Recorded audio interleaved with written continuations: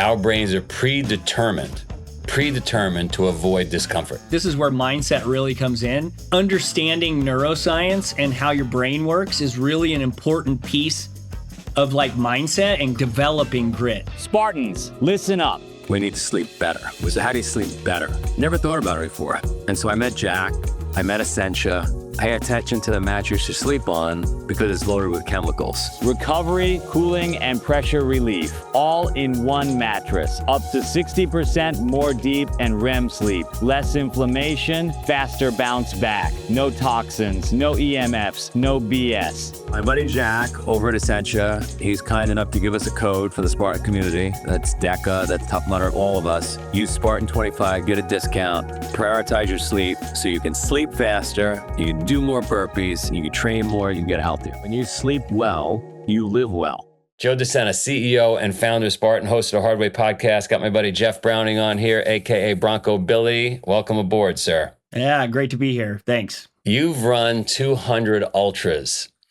Easy? Not all of them. Some were pretty easy, but most of them have been pretty hard. 55 of those have been 100 plus milers, so either hundreds or 200s. So yeah, not all of them are easy and not all of them have been smooth. A lot of people out there that are listening, I'm sure, most people out there listening, they've never run a marathon. They've never run a half marathon, right? And so how could somebody, you just can't even stretch your brain to understand what it's like to run 50 or 100. So how could you package that into something that folks could understand? Like, how do you do it? Well, I started by, running 5Ks, 10Ks, dabbling in those, and then heard about Western States 100 back in about 2000.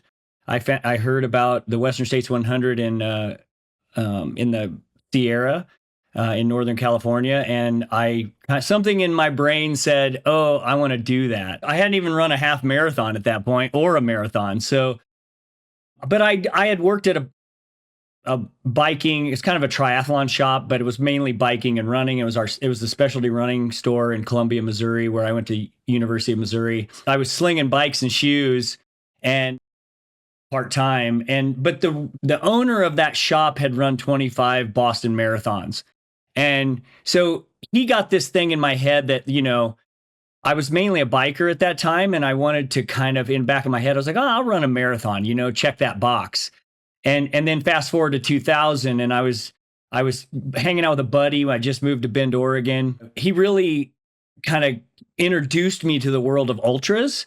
And I was like, what? Like, people run 50K, 50 miles, 100K, 100 miles in the woods, like on trails. And I've been a mountain biker and backpacker and climber. And so I had run, 3 days a week with my dog, 20, 30 minutes mainly. And I ran in high school, track and cross country, or not cross country, track, and played football and basketball and all that kind of stuff. So I was like, oh, well, I want to do that, like that adventure. It sounded like a crazy adventure, but then I found out you had to get in through the lottery. You had to get in, you had to qualify with a 50 miler back then. So then I'm like, well, okay, well, I might as well, at this point, I got to run a half marathon and a marathon. So in 2000, I trained for a half marathon. It was a complete disaster. I was like curled up in the fetal position the rest of the day. After that experience, I got super dehydrated. I ran way too hard. My 800 meter runner from high school came out, and I ran super hard, way above my fitness level, and really went to the well that day. But then I started learning a little bit about, how to hydrate and take some gels and stuff like that. And then in late fall of 2000, I ran my first marathon, Seattle Marathon, and piggybacked that training into a 50K trail race in February of 2001, my first 50K, Hag Lake 50K in southwest of Portland. Once I was on the trail, and it was like a muddy trail race, I was pretty hooked on just trail racing. I was like, oh, I really like this trail thing versus pounding the pavement of a marathon. And then from there, I just got hooked on the community and trained for my first, 100 miler, which was in June of 2002. So, it was an 18-month kind of journey towards this 100 miler. I ran a 50 miler in the summer of 01 to get my qualifier. I got in the lottery. in November of 2001, and then got into that 2002 race. And then I did, some more races in the spring and did 100K. And I was just learning the whole time, because it takes more, you have to learn, how to eat while you're running, and how to carry stuff and carry nutrition and fluid and all those things. And so the gear factor was another learning experience as well. It just kind of was a stair step, basically. I just kind of stair step to that distance. So there's a lot of life lessons in there to unpack what I just heard, right? Like, you surround yourself with some people. You met the guy that had run a bunch of marathons, and that inspired you to, right? Like, so we try to tell people all the time, like, you're an average of your 5 best friends. So you agree? Yeah. I mean, you surround yourself with people that inspire you, you're going to get inspired and do bigger things than you would have done.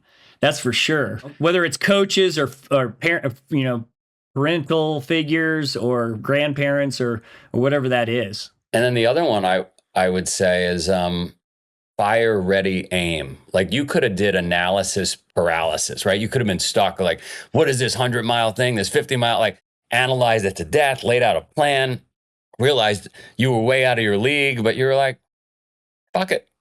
let's go see what this thing is. I don't know.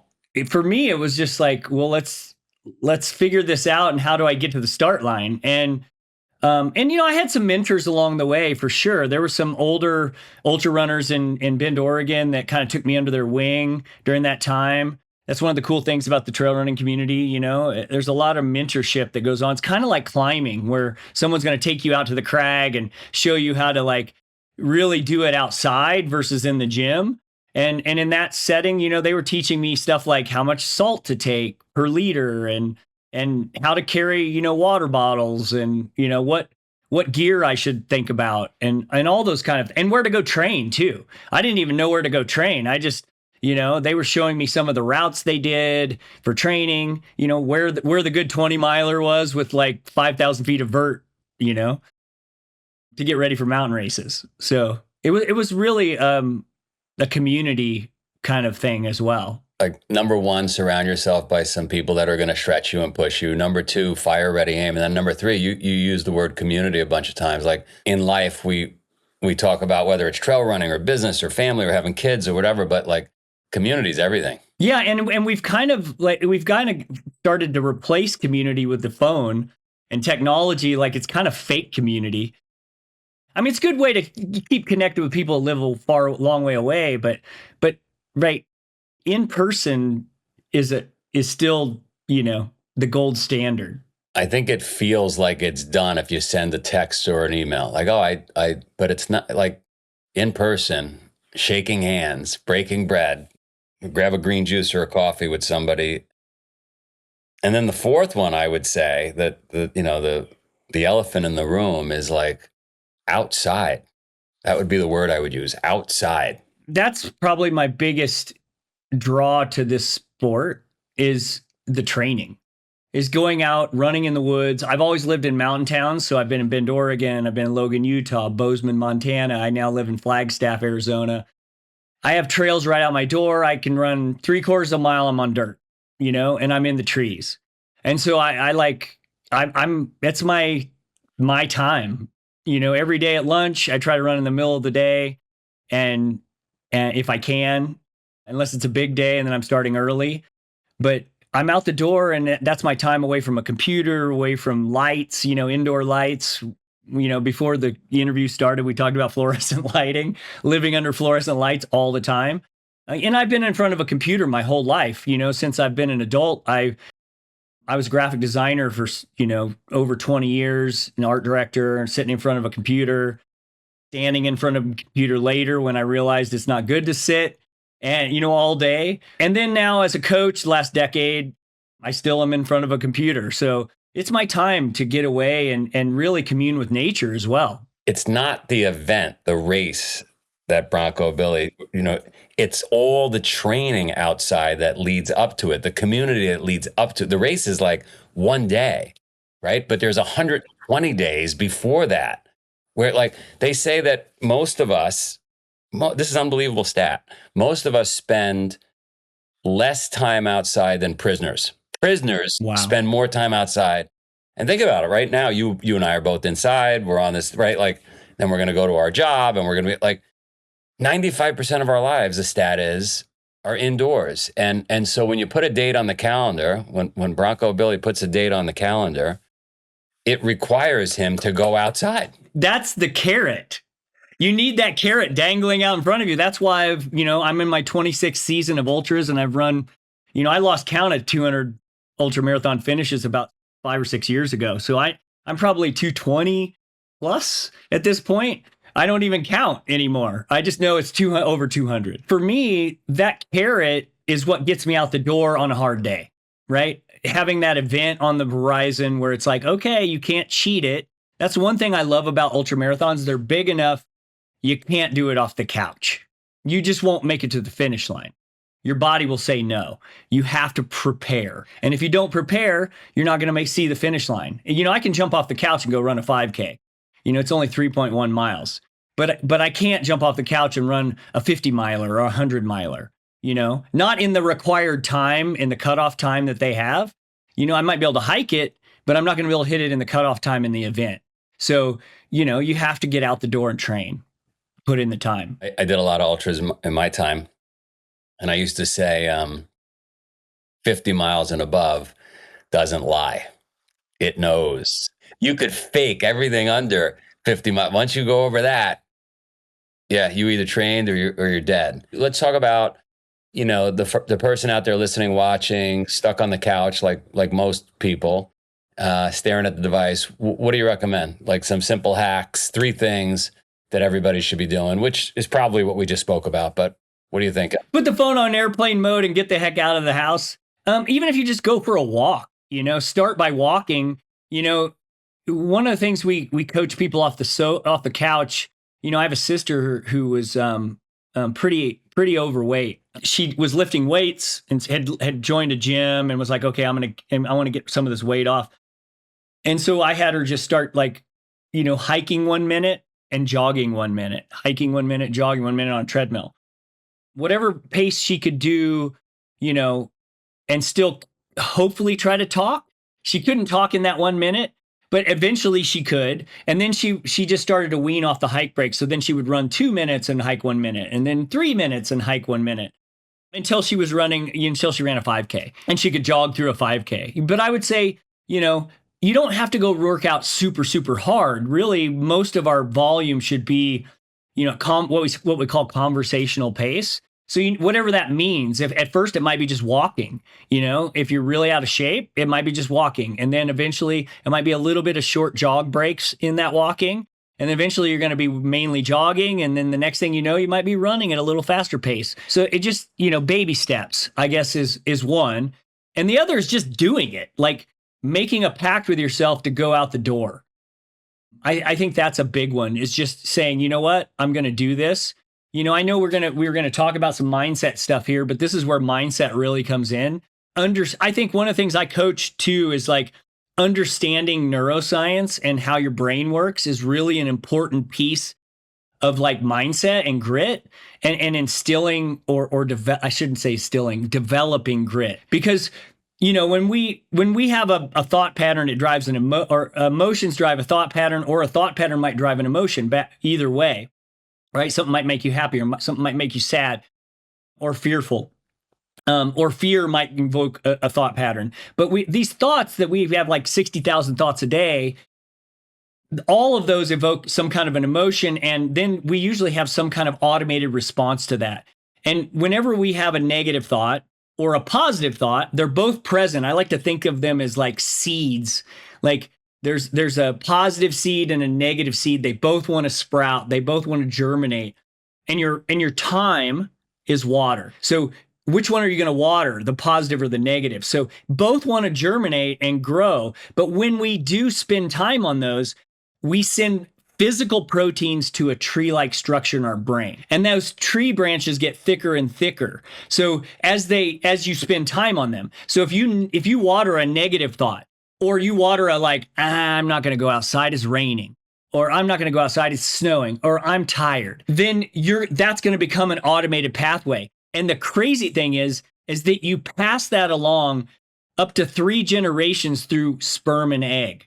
So you pass it on generationally. A lot of things we call genetics are actually just neural pathways that are like been passed on. Now, the cool thing is that with neuroplasticity, which meaning with by being intentional, you can unglue those automated pathways, say negative pathways of procrastination or like finding excuses, and you can regrow them and send physical proteins to a positive tree-like structure in your brain.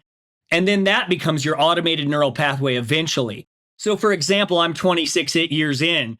I don't really have to think much about bad weather and getting out the door because I've built this automated neural pathway to get it done. So I've developed that grit over time. Now, some of that was developed when I had to go out and like do hard farm chores when I didn't want to. But also I've also, done that over and over and over. And those reps have created an automated neural pathway that I know that if I get out, I know I'm going to feel better and I'm going to be glad I did it.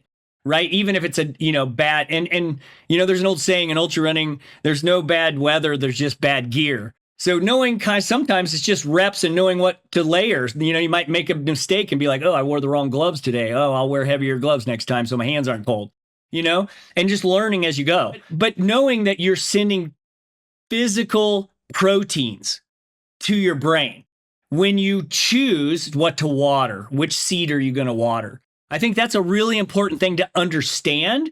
So my newer ultra runners that are just getting into it, maybe they're coming from triathlon, or maybe they're just coming from the marathon or half marathons, and they want to get into these longer races. That's one of the things we want to talk about up front. Like, understand there's physical proteins. It's just like reps at the bench or squat or running.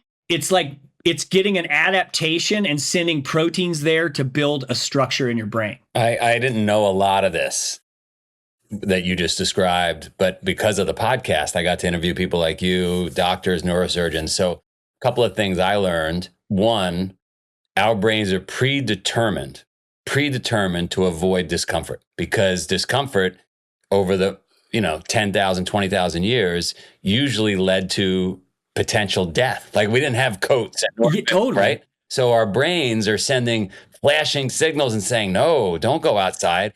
Don't do the workout. Don't eat that low calorie salad. You're better off eating a cheesecake, because we don't know when we're going to get food again. So the brain is like wired over 10, 20, 30,000 years to almost do the opposite of what you and I are talking about. That's number one. Number two, the neurosurgeons have said to me, when they cut open a head and they're looking at a brain, they see tracks, to your point. They see tracks of people that took on hard things and finished hard things.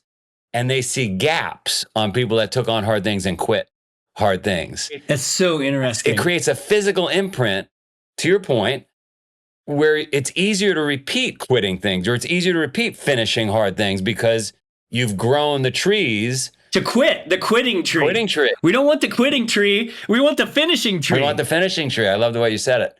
So when you're at mile 80 in that 100-mile run and you're thinking, I've already done 220 of these. Nobody's going to care. My foot's bothering me. Well, you're affecting the biology of your brain. Finish the fucking thing. Finish it. And that, for me, that's one of my early kind of hacks with myself. I was taking time away from my family, trying to build a graphic design business back then. I had young kids in the house, when I first got into ultras, and I kind of bolstered that. Before I knew about this neuroscience stuff, I made a kind of a higher level pact with myself. Like, I wasn't going to drop unless it was life-threatening or an injury. And I had to define what an injury was in that moment. That kept me from dropping for 15 years of ultras. I had 0 drops until I rolled my ankle and was limping and affecting my gait. And, and then it's going up the chain, and you got other things you're going to have to rehab besides the ankle because you're continuing on it. And so now I only have 5 drops out of over 220 plus, ultra marathons, and they're all have been some kind of an injury, that I defined in that moment. Like, what? Like, I don't want to this is going to affect other things or affect my recovery afterwards. And I've got other goals this year that I don't want it to affect. And so those have been like educated decisions in the moment. But if it's just like, I'm not having fun today, or my head's not really in it, well, get your head in it. I'm not quitting. Like, I'm not building that neural pathway, right? Like, that's the one thing to understand. Don't build that quit tree. You just brought up, this is important for everybody to hear. Let's go back. Number one, you've got to have a date on the calendar, a why, a purpose. Otherwise, you're not going to do the training. And everyday life is going to ask you to quit. It's going to incent you to quit. It's going to convince you to quit. And so you got to have that date on the calendar. You got to have the fortitude. Number two, I would say, is something you brought up. You have to write down your rules, and it's got to be like laminated in your pocket or burned into your brain, which is what's going to get me to quit. You learned when you hurt your ankle, that was a smart move, but remember, you could roll your ankle in a way that it's fine. You'll get through the next 30 miles, but the brain is going to tell you, oh my God, this is a problem. My philosophy was, am I pissing blood? A bit dramatic. But I wanted to. That is really dramatic. It's dramatic, but I wanted to look in the mirror at that moment and just say, like, is it that bad? And I've dropped for the same reason you've dropped, which is, man, I'm walking funny now. Am I going to throw everything out out of whack, and then it's going to screw up my training in the next race? But am I pissing blood? And so, and the thing is, when you're going through that analysis and you're having that conversation with yourself, those are your most vulnerable moments where your brain is begging you to quit because you're tired, you're hungry, you're cold. It's begging you to quit. So now the other side of it, guys, I like to bring this up. Tell me what you think of this. The other side of it is you and I are climbing Mount Everest in my example here. And we have a lot of fortitude.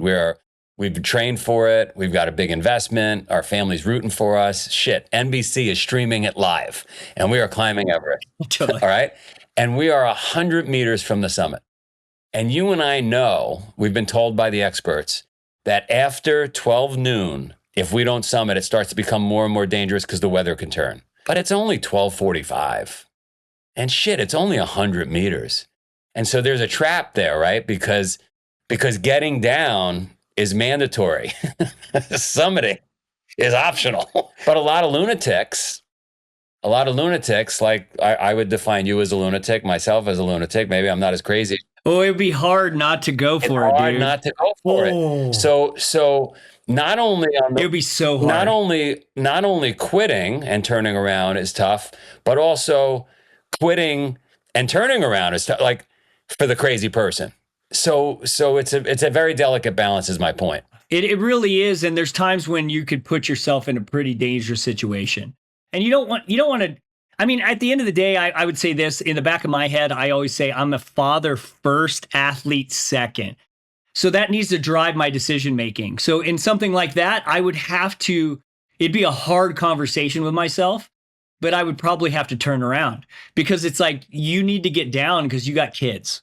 That's your responsibility, right? If I was solo, didn't have a girl, no wife, no kids, then maybe you can be a little more cavalier in that situation, right? If you're willing to take that risk. But, for me as a dad and a husband, like they rely on me and I don't want to let them down in that way. That's my exact analogy, what you just gave. But what I would say for the audience that they don't understand maybe is it's easy to say while we're on a podcast right here. Totally. It's hard in the field because we're tired, we're hungry, we're cold, we're not thinking clearly. And so you got to have it laminated. You know what I mean? Like, what are the rules while you're on the couch so that you could refer to them when you're in the field? I would say that that's something that would probably be a really, as a coach, we don't, some of my athletes will write stuff down, but not everyone. But I think writing it down is, and really like collecting those thoughts up front. Like what are my goals and what's that hierarchy that I'm willing to like push it. How do people find you? Instagram it's at Go Bronco Billy. And then my coaching site's giddyupultra.com. Those are probably the two best, and at Giddy Up Ultra on YouTube.